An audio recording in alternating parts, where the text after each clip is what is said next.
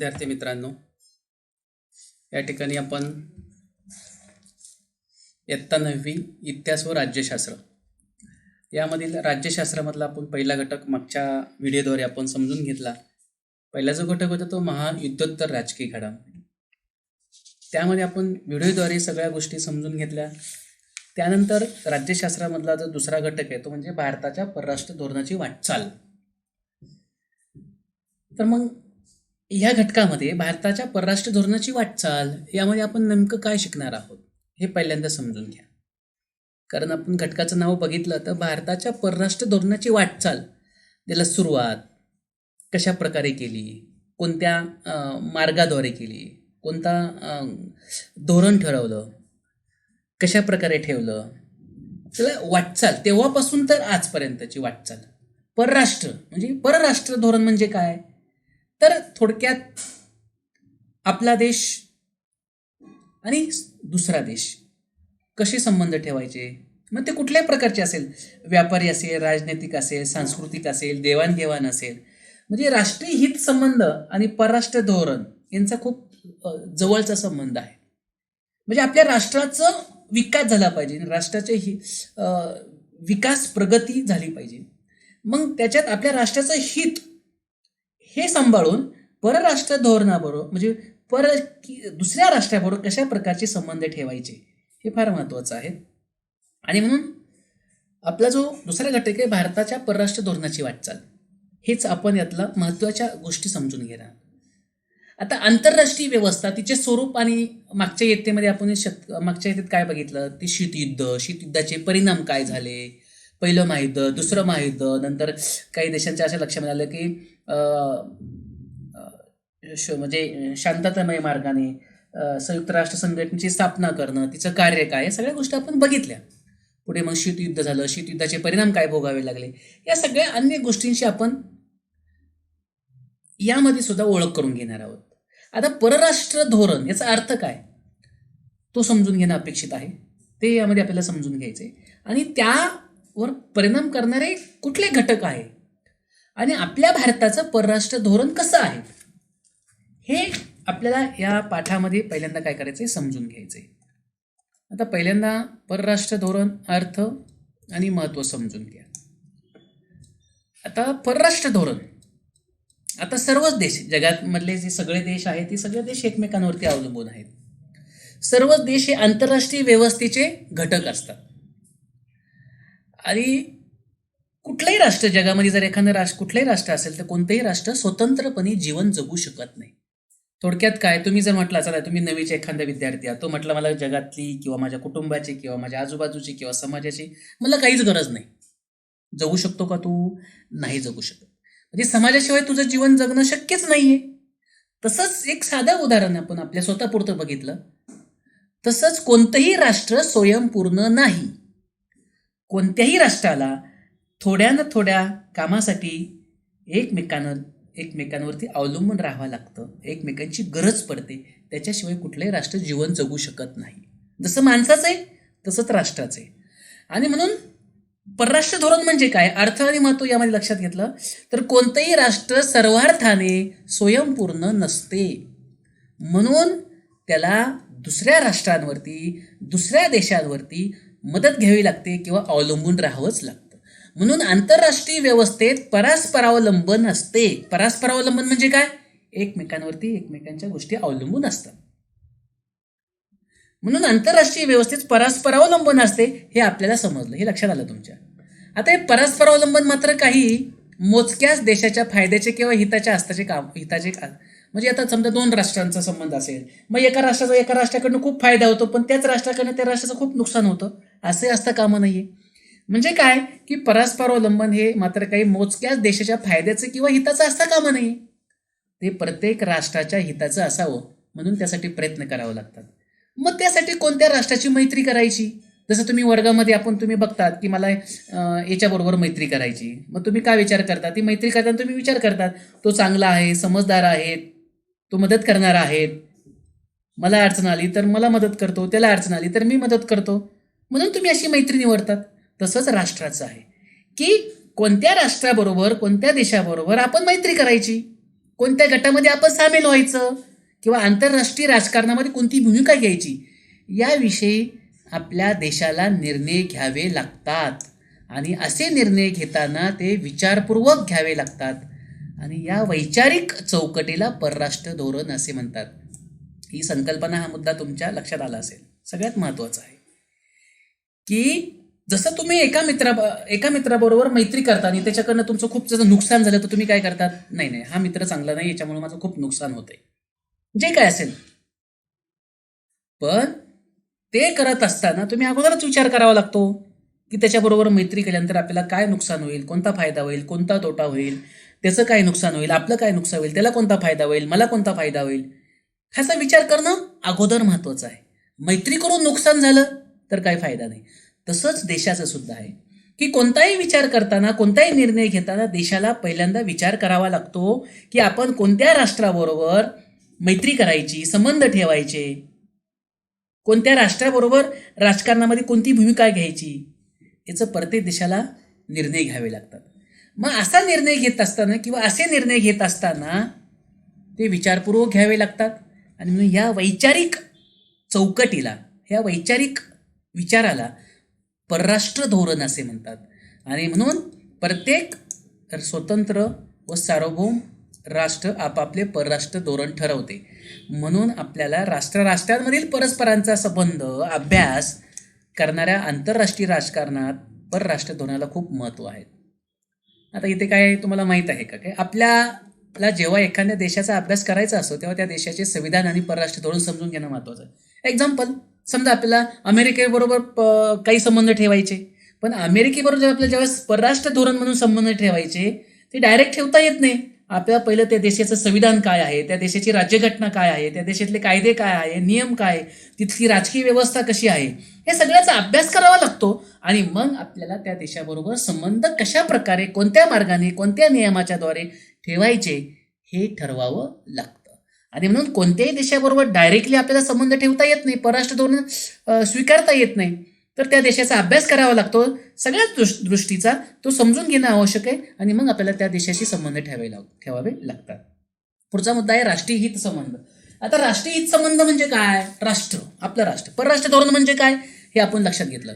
परराष्ट्र धोरण म्हणजे काय की दुसऱ्या राष्ट्राबरोबर कशा प्रकारचे संबंध ठेवायचे, दुसऱ्या राष्ट्राबरोबर त्यामध्ये संबंध ठेवताना कोणता म्हणजे विचारपूर्वक निर्णय घेणं, योग्य भूमिका घेणं, ह्या गोष्टी प्रत्येक देशाला विचारात घ्यावे लागतात.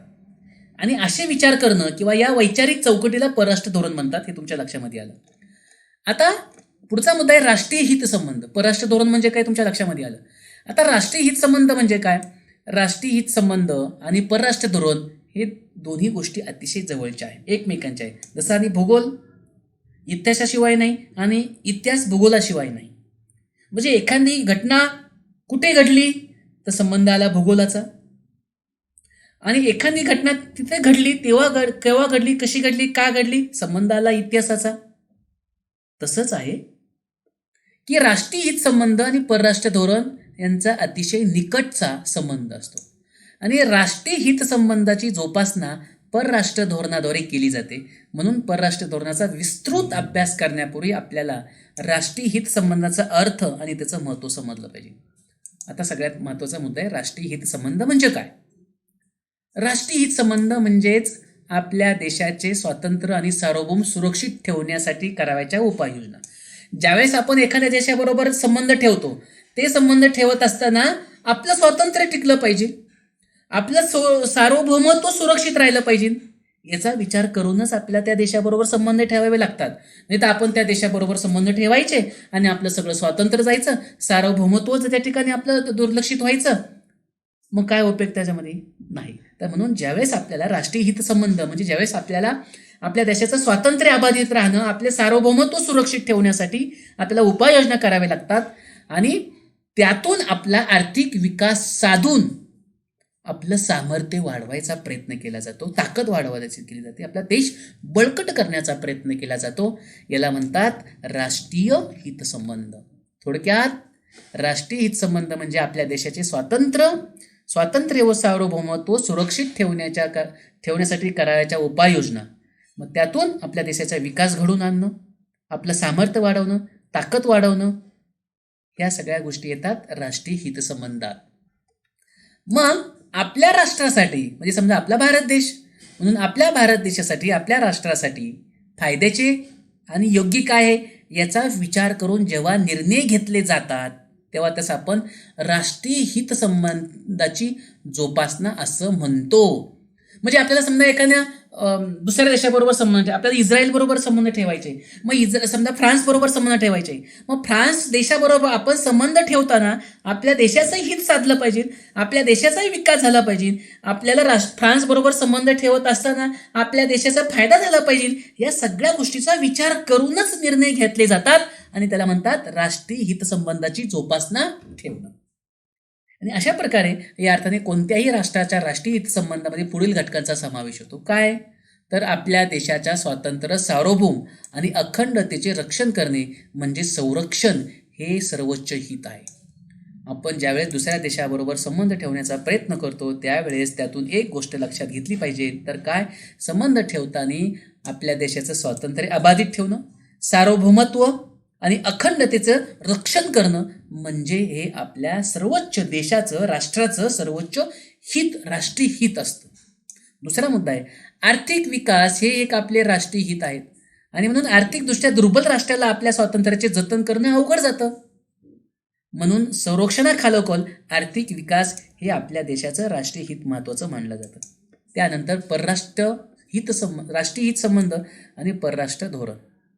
आता काय आहे राष्ट्रीय हितसंबंध आणि परराष्ट्र धोरण काय आहे? संरक्षण, डिफेन्स आणि आर्थिक विकास, इकॉनॉमी. आता संरक्षण आणि आर्थिक विकास या राष्ट्रीय हितसंबंधांची जोपासना होईल याच दृष्टीने आपल्याला परराष्ट्र धोरण ठेवावं लागतं, आखावं लागतं. आणि म्हणून राष्ट्रीय हितसंबंध ही उद्दिष्ट मानली जातात. आपल्या देशाचं संरक्षण झालं पाहिजे, डिफेन्स, आणि आपल्या देशाचा विकास झाला पाहिजे. जर आपल्या देशाचं संरक्षण होणार नसेल, आपल्या देशाचा विकास होणार नसेल, आर्थिक प्रगती होणार नसेल, आपला देश बळकट होणार नसेल, आपला देश विकसित होणार नसेल, तर आपण समोरच्या देशाबरोबर राष्ट्रीय हितसंबंध जोपासण्याचा काही फायदा होईल का? नाही. तर राष्ट्रीय हितसंबंध आणि परराष्ट्र धोरण या दोन गोष्टी अतिशय जवळच्या आहे. म्हणजे संरक्षण आणि आर्थिक विकास या राष्ट्रीय हितसंबंधाची जोपासना होईल या दृष्टीने परराष्ट्र धोरण आखले जाते आणि म्हणूनच राष्ट्रीय हितसंबंध ही उद्दिष्ट मानली जातात. तर परराष्ट्र धोरण हे ती प्राप्त करण्याचे साधन आहेत. परिस्थिती आणि काळानुसार राष्ट्रांच्या उद्दिष्टांमध्ये बदल होतात, त्यानुसार राष्ट्रीय हितसंबंधामध्ये बदल होतात आणि म्हणून त्या बदलांचे प्रतिबिंब परराष्ट्रामध्ये दिसून येते. म्हणूनच परराष्ट्र धोरण हे प्रवाही असते. ओके, आता पुढचा भाग येतोय बघा. आपण ही गोष्ट बघितल्यानंतर की चला चर्चा करूया. परिस्थिती आणि काळानुसार परराष्ट्र धोरणामध्ये बदल होत असले तरी काही देशाचे परराष्ट्र धोरण हे शाश्वत मूल्यांवरती आधारलेले असते. एक्झाम्पल काय म्हटलंय, भारताचे परराष्ट्र धोरण आंतरराष्ट्रीय शांतता, मानवी हक्क, सुरक्षितता या मूल्यावरती आधारलेले आहेत. ज्यावेळेस आपल्याला भारताला कोणत्याही जगातल्या देशाबरोबर संबंध ठेवायचे आहे, परराष्ट्र संबंध ठेवायचे आहे, त्यावेळेस आपला भारत काय विचार करतो? शांतता, मानवी हक्क, म्हणजे देशामध्ये शांतता असणं, माणसाचे हक्क अबाधित राहणं आणि डिफेन्स, सुरक्षितता या मूल्यांवरती आधारित आहे. यांचा विचार करूनच समोरच्या देशाबरोबर परराष्ट्र धोरण, तरतुदी किंवा नियम आखून केले जातात. आता परराष्ट्र धोरण निश्चित करणारे घटक. जर तुम्हाला परराष्ट्र धोरण निश्चित करायचं असेल तर त्यासाठी सगळ्याच गोष्टींचा अभ्यास करावा लागतो. म्हणजे आंतरराष्ट्रीय व्यवस्थेमध्ये कोणत्या राष्ट्राशी कशा प्रकारचे संबंध ठेवायचे हे परराष्ट्र धोरणाच्या आधारे ठरते. परंतु हे परराष्ट्र धोरण ठरवताना अनेक घटकांचा त्यावर परिणाम होत असतो. एक्झाम्पल, देशाची भौगोलिक स्थान. समजा एखादा देश आहे की तो कितीतरी हजारो किलोमीटर, 10,000 किलोमीटर आपल्या भारतापासून दूर आहे आणि 10,000, 20,000 किलोमीटर आपल्या भारतापासून दूर आहे आणि अशा देशाकडनं जर आपल्याला काही मालाची वाहतूक करायची असेल तर आपल्याला त्याला प्रचंड खर्च येतो. पण तोच माल, तीच वस्तू जर आपल्याला एखाद्या 4-5 हजार किंवा 2,000 किलोमीटरवरती एखादा देश असेल आणि त्या देशातून मिळणारी असेल, त्याचा फायदा होणार असेल, तर मग आपण काय करतो? शेवटी आपल्या देशाचा कसा विकास होईल, पैशांची कशी बचत होईल, तो देश आपल्याला जवळ आहे, वाहतुकीचा खर्च कमी येईल, त्याचा फायदा आपल्याला होईल, असा विचार करणार. म्हणजे याचा काय आहे की परराष्ट्र धोरण ठरवत असताना देशाचं भौगोलिक स्थान हे फार महत्त्वाचं आहे. म्हणजे तुम्ही पृथ्वी गोल पाहिला किंवा जगाचा राजकीय नकाशा पाहिला असेल, त्यावरून कोणत्या राष्ट्राचे भौगोलिक स्थान कुठे आहे, कोणत्या ठिकाणी आहे, कोणत्या खंडात आहे, कोणत्या भौगोलिक स्थानावरती आहे, हे तुमच्या लक्षामध्ये येतं. आपला देश किंवा त्या देशापासून किती अंतरावरती आहे, किती दूर आहेत, या सगळ्या गोष्टी नकाशावरून आपल्याला लगेच लक्षामध्ये येतात. आपल्या शेजारी देश कोणते आहे, आपल्या शेजारी राष्ट्र कोणते आहे, दूर कोणते आहेत, या सगळ्या गोष्टी आपल्याला त्या देशाचं भौगोलिक स्थान लक्षामध्ये येतं. कोणत्या देशाला, कोणत्या राष्ट्राला समुद्रकिनारा लाभलेला आहे, काही ठिकाणी राष्ट्रांकडे भरपूर खनिज संपत्ती आहे, देशाचा आकार, लोकसंख्या, जमिनीचा पोत, देशाला लाभलेला समुद्रकिनारा, नैसर्गिक साधन संपत्ती, या सगळ्या गोष्टींचा अभ्यास करूनच आपल्याला परराष्ट्र धोरण ठरावं लागतं. दुसरा मुद्दा येतो राजकीय व्यवस्था. आता लोकशाही स्वरूपाच्या राजकीय व्यवस्थेमध्ये संसदेला परराष्ट्र धोरणाच्या निर्मितीमध्ये महत्त्वाचं स्थान आहे. कारण आपल्या देशाचे जे सर्वोच्च जे आहेत संसद, त्या संसदेमध्ये परराष्ट्र धोरण ठरवलं जातं. कारण परराष्ट्र धोरणासंबंधी विषयावरती ज्या काही चर्चा होतात त्या आपल्या भारताच्या संसदेमध्ये होतात. मग त्यामध्ये विरोधी पक्ष प्रश्न विचारून परराष्ट्र धोरणावरती नियंत्रण सुद्धा ठेवू शकतात. परराष्ट्र धोरण बरोबर आहे का, चुकीचं आहे का, फायद्याचं आहे का, तोट्याचं आहे, यावर सगळ्या चर्चा संसदेमध्ये केल्या जातात. त्यामध्ये विरोधी पक्ष सहभागी त्या ठिकाणी होतो, विरोधी पक्ष त्यावरती नियंत्रण त्या ठिकाणी ठेवतो आणि त्यातून मग एक चांगल्या प्रकारची राजकीय व्यवस्था यामध्ये निर्माण होऊन किंवा सक्षमपणे त्या ठिकाणी विचार करून परराष्ट्र धोरण त्या ठिकाणी ठेवलं जातं किंवा त्यावरती नियंत्रण ठेवलं जातं. संघराज्य व्यवस्था असणाऱ्या देशांना सुद्धा परराष्ट्र धोरणाची आखणी करताना घटक राज्यांचाही विचार करावा लागतो. कारण शेजारी राष्ट्रामधील घडामोडींचा घटक राज्यावर काय परिणाम होतो. थोडक्यात काय, श्रीलंकेमधील घडामोडींचा तामिळनाडूवरती आणि बांगलादेशात काही घडल्यास पश्चिम बंगाल आणि ईशान्येकडील त्याचा परिणाम होत असतो, याचाही विचार त्या ठिकाणी करावा लागतो. तिसरा भाग आहे तो म्हणजे अर्थव्यवस्था. परराष्ट्र धोरण ठेवताना अर्थव्यवस्थेचा विचार करावा लागतो. कारण आजच्या काळात किंवा आधुनिक काळात कोणत्याही देशाची आर्थिक स्थितीला परराष्ट्र धोरण ठरवण्यात फार महत्त्वाचं स्थान मानलं जातं. त्या देशाची आर्थिक स्थिती कशी आहे यावर बऱ्याचशा गोष्टी अवलंबून असतात. आता देशाची अर्थव्यवस्था जर मजबूत करण्यासाठी अन्य राष्ट्रांशी संबंध प्रस्थापित करायचे, आर्थिक हित संबंध, आयात निर्यात, जागतिक व्यापारात सहभाग इत्यादी बाबी परराष्ट्र धोरणाला आकार देतात. आता बघा, थोडक्यात आपल्याला आपल्या देशाची संरक्षण यंत्रणा आपल्याला सक्षम करायची, सक्षम आहेच पण अधिक करायची. मग आपण काय केलं, फ्रान्स सारख्या देशाबरोबर करार केला. काय करार केला की राफेल सारखे 35 विमानं डिफेन्ससाठी, संरक्षणासाठी सैन्यामध्ये आपण दाखल करायचं करून घेण्याचा निर्णय घेतला. त्यापैकी 5 विमानं आपल्याला गेल्या आठवड्यामध्ये फ्रान्सकडनं मिळाले.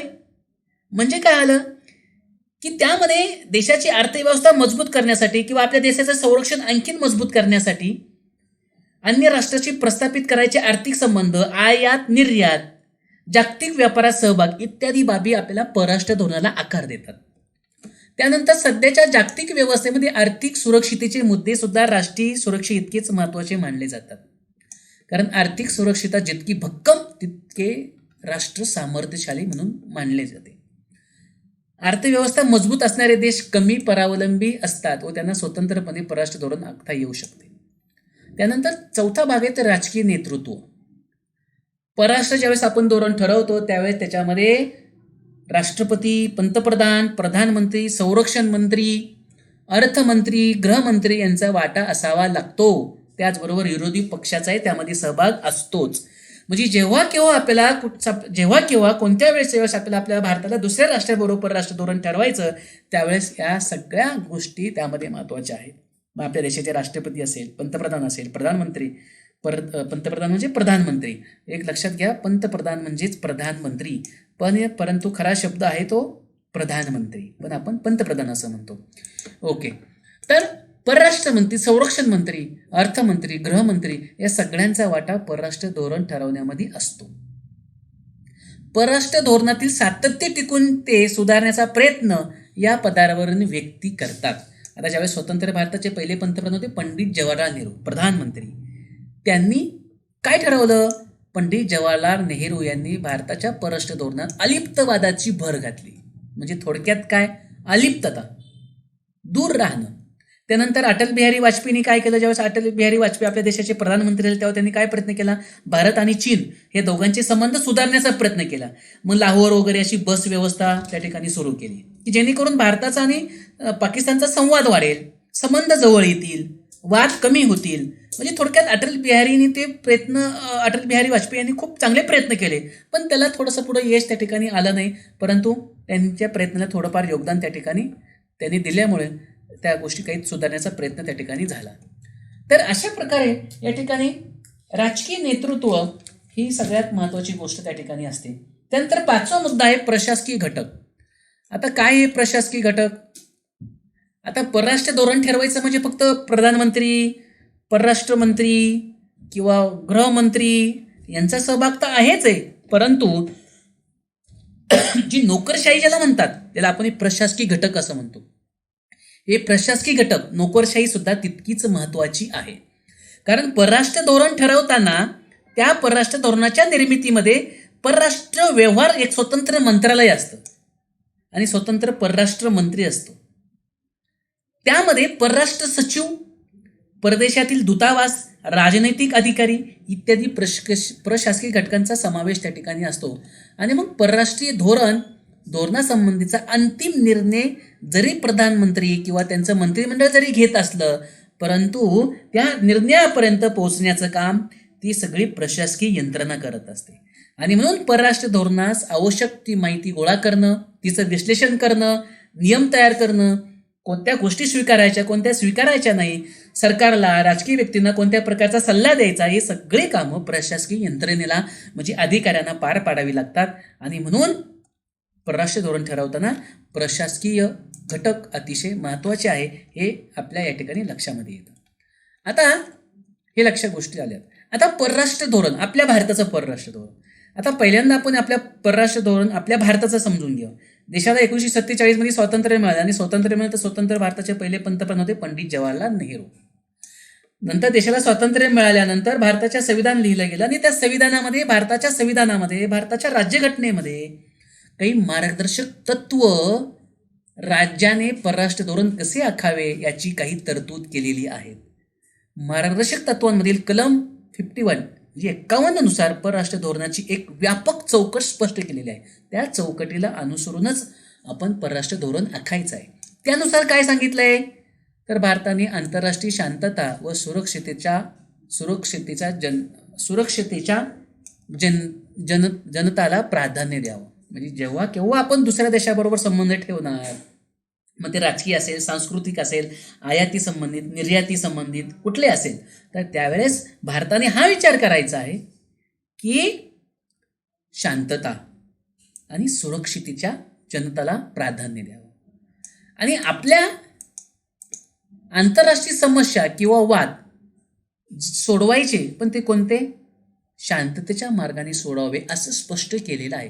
थोडक्यात त्या संविधानामध्ये ही मार्गदर्शक तत्व त्यामध्ये सांगितलेली आहे आणि त्या मार्गदर्शक तत्वाच्या नुसारच आपण परराष्ट्र धोरण ठेवायचंय.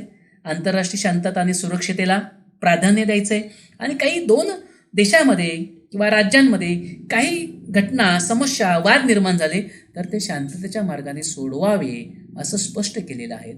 अन्य राष्ट्रांशी मैत्रीपूर्ण संबंध ठेवणे आणि आंतरराष्ट्रीय कायद्याचा आदर करणे हेही आपल्या परराष्ट्र धोरणाचं उद्दिष्ट मानले आहे. तुम्हाला परराष्ट्र धोरणाचे उद्दिष्ट थोडक्यात सांगा, अशा स्वरूपाचा प्रश्न येऊ शकेल. ते तुम्हाला या ठिकाणी अशा प्रकारचे कोणते उद्दिष्ट आहे त्या ठिकाणी सहज त्या ठिकाणी सांगता येईल. आता त्यानंतर बघा की भारताच्या परराष्ट्र धोरणाचे आणखीन काही उद्दिष्ट. काय उद्दिष्ट? भारतीय संविधानाचं कलम 51. तुम्हाला मी मग सांगितले की भारतीय संविधानाचं कलम 51 मध्ये काय सांगितलंय? आंतरराष्ट्रीय शांतता आणि सुरक्षितता स्थापन करणे, राष्ट्रात न्याय किंवा सन्मानीय संबंध प्रस्थापित करणे, आंतरराष्ट्रीय व्यवहारात आंतरराष्ट्रीय कायदा आणि करार याबद्दल आदर करणे, वृद्धिंगत करणे. त्यानंतर लवादाच्या साह्याने, लवाद म्हणजे काय? थोडक्यात मध्यस्थी. लवादाच्या साह्याने आंतरराष्ट्रीय वादाची शांततामय सोडवणूक करणे. समजा भारताचा आणि पाकिस्तानचा काही वाद निर्माण झाला असेल तर त्यामध्ये लवाद त्या ठिकाणी नेमणे आणि लवादाच्या साह्याने, मदतीने काही समस्या शांततामय मार्गाने सोडवण्याचा प्रयत्न करणे. हे भारतीय संविधानाचं कलम 51 मध्ये सांगितले आणि याला अनुसरूनच आपल्या भारताचं परराष्ट्र धोरण ठरवलं जातं. ओके. आता पुढे काय म्हटले की भारताच्या परराष्ट्र धोरणाची काही आणखीन उद्दिष्ट. काय उद्दिष्ट आहे? यामध्ये शेजारी देशांशी व अन्य देशाशी मैत्रीपूर्ण संबंध जोपासताना आपल्या देशाच्या संरक्षणामध्ये कोणत्याही प्रकारची बाधा येणार नाही, धोका निर्माण होणार नाही याची काळजी घेणे. आणि हे करत असताना आपल्या राष्ट्राच्या भौगोलिक सीमारेषेत सुरक्षितता राहील याबाबत कोणती तडजोड न करणे. आपली भौगोलिक स्थान, भौगोलिक सीमारेषा धोक्यात येतील असं अजिबात करायचं नाही. दुसरे, भारताच्या एकतेची आणि एकात्मतेचे संरक्षण करणे. आपला अखंड भारत राहणे, एकजुटीने भारत राहणे, देशामध्ये ऐक्य निर्माण होणे, ऐक्य राहणे, या सगळ्या गोष्टीचा विचार करावा लागतो. नंतर दुसऱ्या देशात वास्तव्य करणाऱ्या आपल्या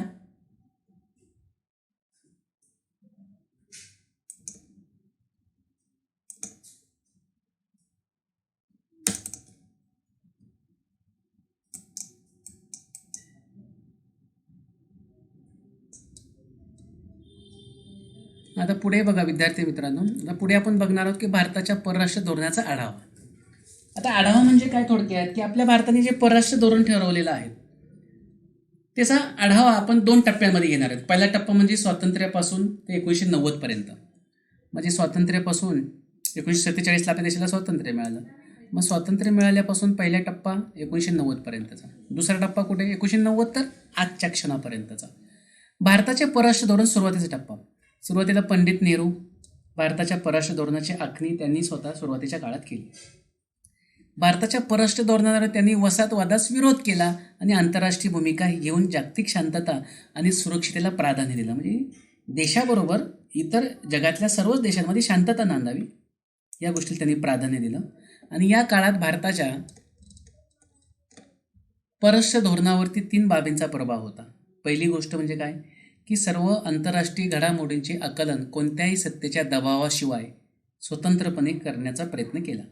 शांतता हे नेहमी भारताच्या परराष्ट्र धोरणाचं वैशिष्ट्य राहिलेलं आहे, की जेव्हा केव्हा आपल्या परराष्ट्र धोरण स्वीकारायचं तेव्हा शांततेला फार प्राधान्य आपल्या भारताने दिलेलं आहे. पाकिस्तान, चीन या देशाकडून असणारे धोकेही त्यावेळेस आपण विचारात घेतले, आजही घेत आहोत. त्यानंतर स्वावलंबनाचा आग्रह आणि त्यावर असणारा परराष्ट्र धोरणाचा भर ही तत्कालीन परराष्ट्र धोरणाची वैशिष्ट्य आहे.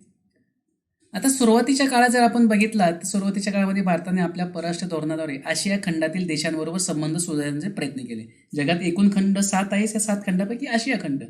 मग आशिया खंडामध्ये जे काही देश आहेत त्या देशांबरोबर आपल्या भारताने असे प्रयत्न केले की त्या देशांबरोबर संबंध ठेवणे, संबंध सुधारणे आणि आशियाई राष्ट्रांशी सहकार्य करायचं आणि आपला विकास साधण्याचा प्रयत्न किंवा आपले स्वातंत्र्य अबाधित ठेवण्याचा प्रयत्न या काळामध्ये झाला. सुरुवातीच्या काळामध्ये जो स्वातंत्र्यापासून तर 1990 पर्यंत. आणि मग ही प्रादेशिक किंवा क्षेत्रीय विकासाची कल्पना पुढे आफ्रिकेपर्यंत विस्तारित गेली. परंतु काही आशिया, आफ्रिका देश किंवा अमेरिका, सोव्हिएत युनियन यांच्या शीतयुद्धकालीन आपण सुरुवातीला बघितलं शीतयुद्ध काय आहे ते, या सगळ्या लष्करी संघटनाचे सदस्य झाले आणि त्यामुळे प्रादेशिक विकासाची प्रक्रिया त्यामुळे थांबली. आणि मग त्यातलंच शीतयुद्धातील लष्करी संघटनामध्ये समाविष्ट झाले नाही काही, त्यांना अलिप्तवाद संकल्पनेला पाठिंबा दिला आणि आपल्या भारताने सुद्धा अलिप्तवादाची धोरणाची मूलभूत तत्त्वे त्या काळामध्ये स्वीकारली. त्याच काळात आपल्या भारताला शेजारी राष्ट्रांबरोबर झालेल्या संघर्षाला तोंड द्यावं लागलं. भारत आणि पाकिस्तानची घटना तुम्हाला माहिती आहे. 1947-48, 1965 काश्मीर प्रश्नावरून युद्ध झालं. 1971 परत तिसऱ्या महायुद्धाने पाकिस्तानला अलग होऊन स्वतंत्र बांगलादेशाची निर्मिती झाली.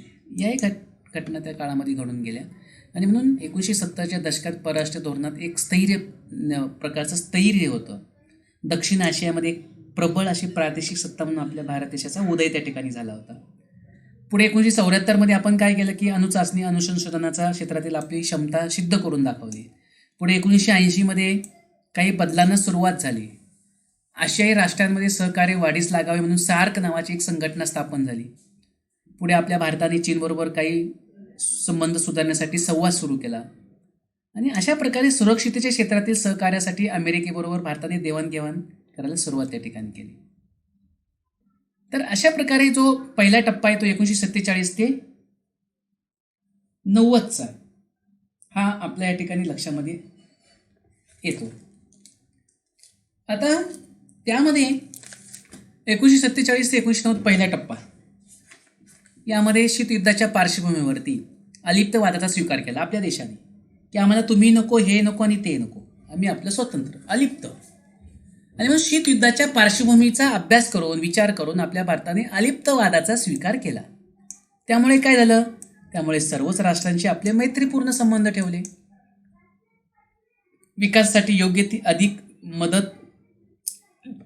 ती मदत विविध राष्ट्राकडनं घेणं मिळवणं हे त्या काळात आपण प्राधान्य त्या गोष्टीला दिलं. आणि आपण अलिप्त राहिल्यामुळं किंवा अलिप्तवादी धोरणामुळे भारताला आपल्या विकासासाठी दोन्ही महासत्ताकडनं मदत मिळणं शक्य झालं. त्यामुळे संरक्षण व्यवस्था आपण बळकट केली, मजबूत केली. आणि हाच विचार त्यावेळेस आपल्या भारताचा होता की आपली संरक्षण अधिक बळकट करणे, मजबूत करणे, अन्य राष्ट्रांकडनं मदत मिळवणे, काही तंत्रज्ञान असेल, काही माहिती असेल तर दुसऱ्या राष्ट्राकडनं आयात करणे, मिळवणे. त्यामध्ये सोव्हिएत युनियन, फ्रान्स, जर्मनी अशा देशांनी त्या काळामध्ये आपल्या भारताला मोठ्या प्रमाणामध्ये मदत केलेली आहे. आणि म्हणून या कालखंडात भारतातील काही आव्हानांना संकटांना सुद्धा सामोरं जावं लागलं. त्यामध्ये पाकिस्तान बरोबर झालेला संघर्ष, त्यातून बांगलादेशाची निर्मिती झाली, चीनशी संघर्ष झाला. तर अशा काही समस्या किंवा आव्हाने सुद्धा आपल्या त्या काळामध्ये आपल्या भारतासमोर होती. पुढे 1974 भारताने अणुचाचणी केली आणि सांगितलं की आम्ही सुद्धा सक्षम आहोत अणुक्षेत्रामध्ये, अणुचाचणीमध्ये. तर अशा प्रकारे हा भाग या ठिकाणी परराष्ट्र धोरणात ठरवताना आपण त्या ठिकाणी विचारात घेतला. आता दुसरा टप्पा म्हणजे 1991 तर आजपर्यंत. आता भारताचे दुसऱ्या टप्प्यातील परराष्ट्र धोरण अधिक व्यापक आणि गतिशील बनले. म्हणजे भारताने दुसऱ्या टप्प्यामध्ये ज्यावेळेस परराष्ट्र धोरणाचा विचार केला, खूप मोठ्या प्रमाणावरती व्यापक स्वरूप त्या ठिकाणी दिलं आणि अतिशय गतिशील बनवलं. कारण शीतयुद्धोत्तर काळामध्ये राजकीय आणि लष्करी संबंधांना प्राधान्य राहिलं नाही. मग परराष्ट्र धोरणात अर्थकारण, व्यापार महत्त्वाचा आला, शिक्षण आणि तंत्रज्ञान अशा अनेक गोष्टींचा नव्याने समावेश त्या ठिकाणी झाला. आणि म्हणून 1991 नंतर भारताने आर्थिक व्यवस्थेवरील सरकारी नियंत्रण कमी करून मुक्त आर्थिक धोरण स्वीकारलं. त्यामुळे आपल्याला काय फायदा झाला? साहजिकच आपल्या शेजारील देशाबरोबर व्यापारामध्ये वाढ झाली आणि वाढ झाल्यामुळे जागतिक व्यापारात आपल्याला सहभाग वाढला आणि त्यामुळे आर्थिक विकास दर वाढण्याचे प्रयत्न त्या ठिकाणी होऊ लागले. पुढे 1990च्या नंतरच्या दशकात आग्नेय आशियामधील राष्ट्रांशी सिंगापूर, थायलंड, व्हिएतनाम किंवा अशा काही राष्ट्रांबरोबर आपले आर्थिक हितसंबंध वाढले. त्यामुळे आपल्याला आर्थिक बळकटी निर्माण झाली. इस्रायलसारखा देश, जपान, चीन, युरोपी अशा संघ यांच्याशी आपली देवाणघेवाण त्या ठिकाणी वाढली आणि देवाणघेवाण वाढल्यामुळे आपल्या देशाला विकासाला चालना त्या ठिकाणी मिळाली. त्यानंतर आंतरराष्ट्रीय आणि प्रादेशिक पातळीवरती अनेक आर्थिक संघटनांमध्ये भारताचा सहभाग वाढला. G20 अशा काही ज्या संघटना आहेत त्यामध्ये आपण सहभागी झालो. तर तिचंच हे चिन्ह या ठिकाणी तुम्हाला बौद्ध चिन्ह, ब्रिक्सचं बौद्ध चिन्ह या ठिकाणी तुम्हाला पाहायला मिळेल. तर अशा प्रकारे आपले काही संबंध त्या ठिकाणी वाढले, त्या ठिकाणी गेले. त्यानंतर अमेरिकेबरोबर आपले जे काही संबंध आहे ते अधिक दृढ झाले, वाढले, घट्ट झाले. परस्परांवरती विश्वास वाढला आणि त्यामुळे काय झालं की आंतरराष्ट्रीय समूहामध्ये आपलं भारताचं स्थान मोठ्या प्रमाणाने उंचावलं. शिवाय आपल्या भारताचं जे आण्विक धोरण होतं ते आण्विक धोरणसुद्धा आपल्या परराष्ट्र भारताचा एक महत्त्वाचा भाग होता. कारण अणुशक्तीचा अर्थ आणि तिचे उपयोग याचा अभ्यास आपण इतिहास, भूगोल किंवा रसायनशास्त्र या विषयामध्ये केला असेल. अणुशक्तीचं महत्त्व लक्षात घेऊन भारताने स्वातंत्र्यानंतर लगेच अणुऊर्जा कार्यक्रमाचा पाया घातला आणि त्यामध्ये तुम्हाला माहिती आहे की डॉक्टर होमी भाभा यांच्या नेतृत्वाखाली अणुऊर्जा आयोगाची स्थापना झाली आणि डॉक्टर होमी भाभा हे आपल्या अणुऊर्जा आयोगाचे पहिले अध्यक्ष होते आणि मग त्यांच्या नेतृत्वाखाली ऊर्जेची निर्मिती झाली. हा त्यामागला मुख्य उद्देश होता. शिवाय लष्करी क्षमता निर्माण करणे हे एक उद्दिष्ट होते आणि त्यानुसार 1974 आपल्या भारताने पोखरणमध्ये पहिली अणुचाचणी त्या ठिकाणी केली आणि जगाला सिद्ध केलं की भारत एक अण्वस्त्री देश आहे म्हणून. 1998 पुन्हा काय केलं आपण? दुसरी अणुचाचणी केली आणि भारताने अण्वस्त्र निर्माण केली. शिवाय अण्वस्त्रे वाहून नेणारी क्षेपणास्त्रे सुद्धा आपण तयार केली आणि त्यासाठी आपण वायुदल आणि नौदल आपलं ज्या भारताच्या यंत्रणा आहे त्या सक्षम त्या ठिकाणी केल्या. हे आपण जगाला या ठिकाणी काय केलं? सिद्ध या ठिकाणी केलेलं आहे. आणि म्हणून भारत आता एक अण्वस्त्रधारी राष्ट्र आहे. परंतु जरी आपला भारत देश एक अण्वस्त्रधारी राष्ट्र जरी असला तरी देखील एक जबाबदार अण्वस्त्रधारी राष्ट्र म्हणून आपण भूमिका स्वीकारलेली आहे. कारण निशस्त्रीकरणाचा प्रयत्न भारताने सातत्याने पाठिंबा दिलेला आहे. जगाला पण पाठिंबा दिला की जगाला इतर देशातल्या सुद्धा भारताने सांगितलं की बाबा तुम्ही निशस्त्रीकरण, शस्त्राचं निर्मितीचं धोरण कमी ठेवा.